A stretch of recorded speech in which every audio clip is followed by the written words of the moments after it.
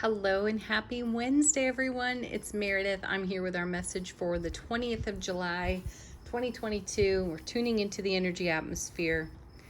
The sun is in Cancer, not for much longer. Happy birthday, Cancerians. The moon is in Aries, though it will move into Taurus this afternoon. We also have a waning half moon at this time, and we've got Neptune, Saturn, and what is it, Chiron? All in retrograde. And today I'm inspired to go into my more whimsical tarot decks. I've actually gotten a few questions in email from some of you for recommendations on what tarot decks are appropriate for children. So here's one of them. It's still based on the Rider-Waite, but we have the Crystal Unicorn Tarot. The images are, soft, very pastel, fun, friendly, great introduction to kids. So here's one of them. Anyway, let's get into our message. What's on tap for us today? 3 fell out to begin with.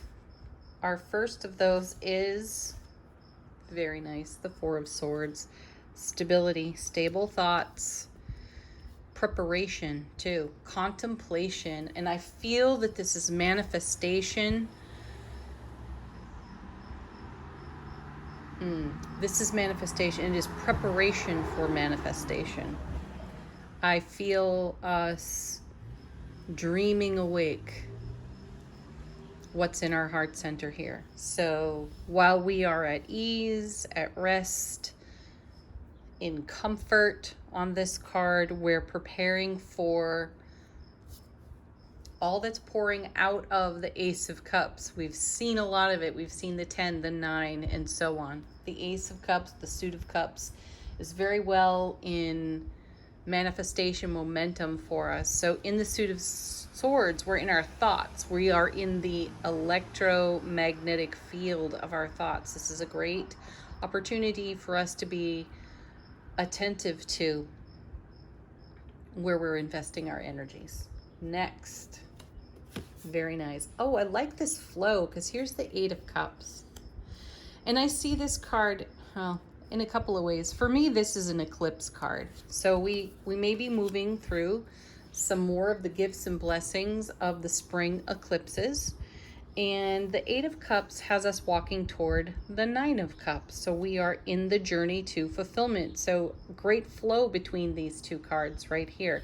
8 of Cups too is a reminder that where we stand is divine and beautiful in the here and now. And it shows the evolution into the oncoming now. So keep that in mind. Many people pigeonhole this card as someone walking away or walking out of our sphere of influence. And I feel that sticking to that definition alone is somewhat short-sighted. Next. The Chariot. I love this. Yeah, here's the Chariot. Move forward dynamically and without any kind of hesitation. And that's what preparation does for us over here on the 4 of Swords. So we are prepared to undertake the journey toward greater fulfillment, meaning that we're seeing signs, we're feeling guided, we're acting on the guidance, we're acting on our intuition, and we pick up even more momentum as we take 1 step, 2 steps, 3 steps. So I feel that we are in readiness and preparation off the 4. We're very stable in our thoughts, considerations, contemplations, and the journey is not feeling daunting to us at all on that 8. We have great momentum, and then we have even better momentum off the Chariot. Dynamic movement forward. Where's this going? Where are we headed? Right into Judgment. I love this. We've had the message of the 5 of Coins, the 5 of Cups, the 3 of Swords lately, and Judgment has been showing up in almost all of those readings as well. We've seen a lot of this card. So we're taking another pass at something, though we're taking another pass at something in our world in a different frequency of energy. So we've been challenged by the tarot recently to take a look at how much we are investing our Three of Swords in the now, or Five of Cups, or Five of Coins. And we really have arrived at taking the very best out of the experience of breadcrumbing ourselves, pain, loss, and sorrow of the past, emotional pain, loss, and sorrow of the past on that Five of Cups that we saw. I think it was yesterday or the day before. And so here's Judgment saying, let me hand it all to you again. Let me call you to an opportunity that you've had in the past and that you perhaps closed the door on. Let's resurrect some of these energies and see what comes up. How are we going to answer the call? Are we going to answer the call in the old story and maybe slam the door on it and limit ourselves? Or are we going to show up in the 10 of Cups, Ace of Cups, 2 of Cups, all the cups, 9 of Cups that we have seen so recently? Again, it's easy to say because who wouldn't want to show up in the 9, the Ace, the 10, right? It's why we needed some rest over here on the 4. Because when we passed this way once before, perhaps it was less than favorable. The experience of it felt traumatic even. So this is an opportunity to break any contractual limits you've placed on yourself and what is appearing on your foundation today. If you decide to look at what's here and now through a lens of the past that is connected to pain, loss, and sorrow in some way, how will you then move dynamically toward the fulfillment we're seeing here in the journey of the 8? Good question. Next we have Temperance. I love this. This has shown up quite a bit too. There's the Archangel Gabriel on Judgment and the Archangel Michael in Temperance. So you know that Temperance is the alchemy of change, and we have all undergone a shift, a change, a deliberate shift and change. And sometimes we don't know how far we've come until we have been called Judgment, until we've been called to retake a journey, or an offering has been put up right in front of us and we are at the point of choosing, making a decision. So are we going to choose in a way that is known and familiar, or are we going to choose in a way that says, heck yeah, I'm going for the adventure. I don't know what's down this path, but I'm going. I like that. I feel that we are embracing the adventure on offer to us, and thank goodness. Next we have 2, 3, 4 cards. Oh, wow. All right. 10 of Wands. I feel that we're packed for the journey. That's literally what I see on that card.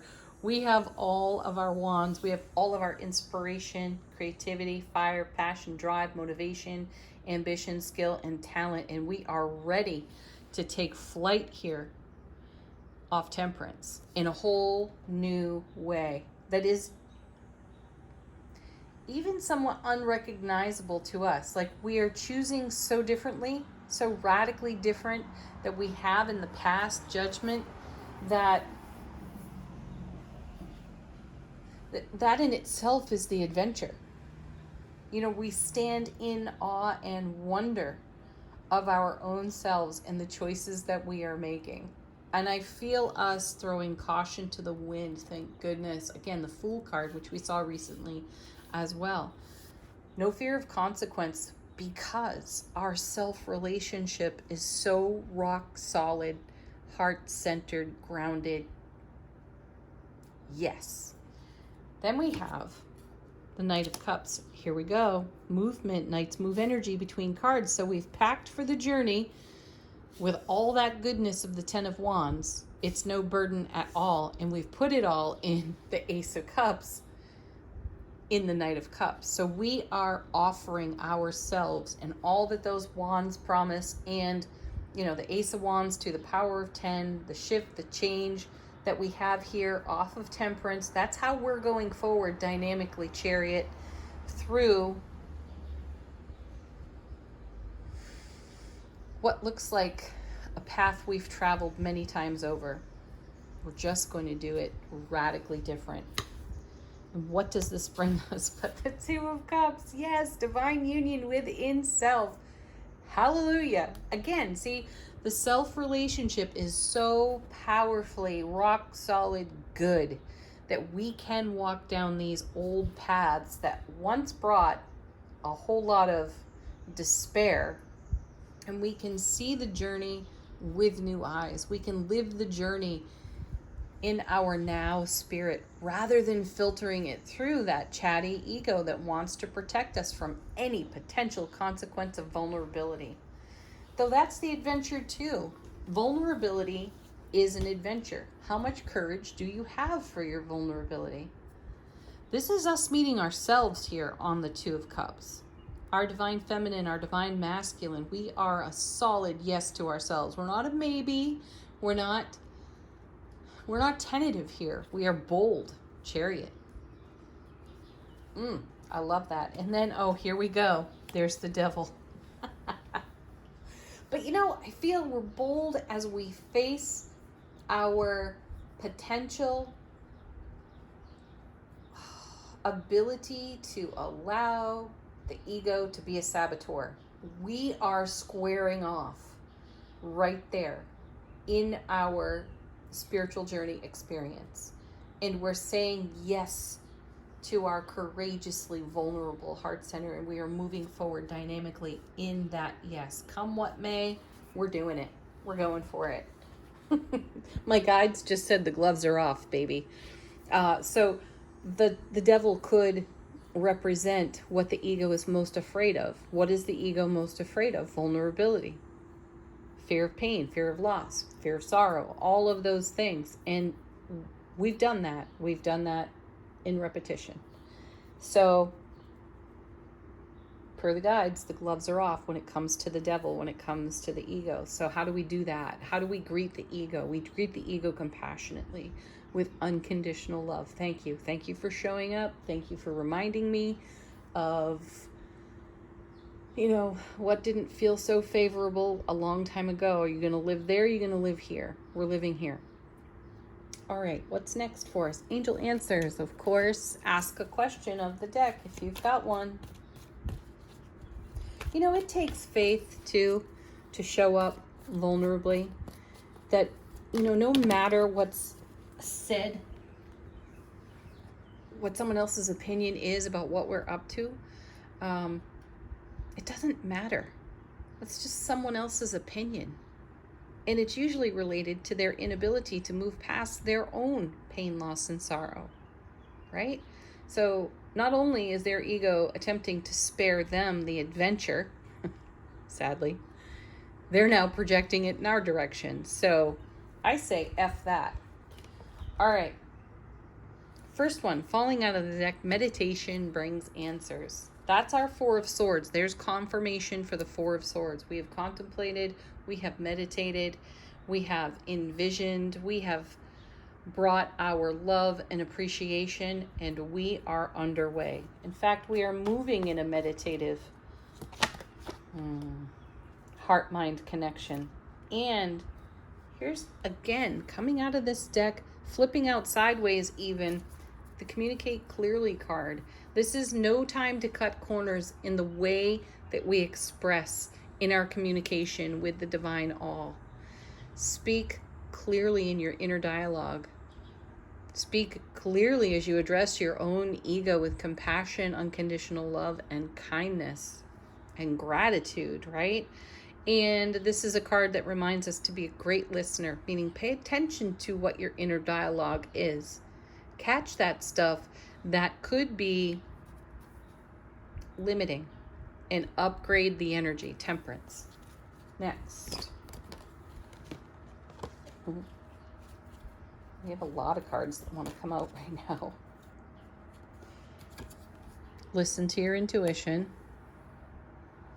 It's funny how much we need that reminder from these cards, right? Pay attention to your inner guidance system. Remain positive. And then we have romance. That goes right along there with the Two of Cups. You are the greatest romance of your own life. This is your adventure. This is your inner connection in self-relationship. And this is all about how in that connection, in self-relationship, you show up in the world. You'll be met the way you show up. So be the greatest love of your life. And bring that love everywhere you go. Okay. How is our soulful presence speaking with us today? What is it whispering and sharing? I'm using it's Amira's Love Oracle, because our soulful presence only speaks the language of love. Oh my gosh, look at this. Card witching, true love. Yeah, there's a backup right there to the message on the romance card, the Two of Cups. This is about you being the true love that you are. And this, again, is how you will be met in the world. Comes with freedom. Yeah. And then passion. If ever you were looking for an affirmative confirmation to this question, should I take the leap of faith?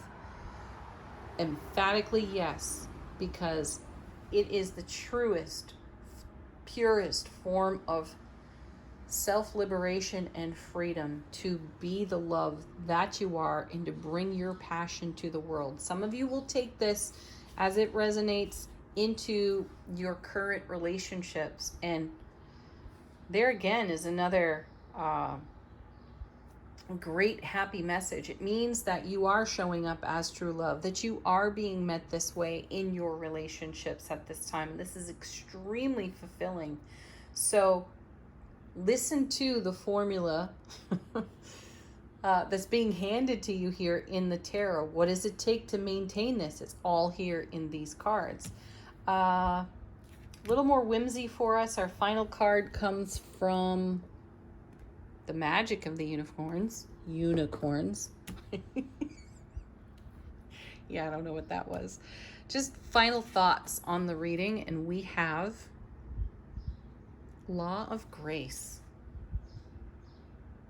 Be your divine essence. Dissolve all in grace. Oh, what a beautiful card, especially when we see the devil in the reading. And the devil is the epitome of the ego, right? What would the ego most respond to? Grace. There's no judgment there. There's no vulture thought there, right? Bring the grace of compassion to your own ego voice and set yourself passionately free on your own adventure of courageous vulnerability. Have a beautiful Wednesday, everybody. Leave some comments again. They're wonderful. So appreciate them. Peace, joy, happiness, playfulness, laughter. Namaste.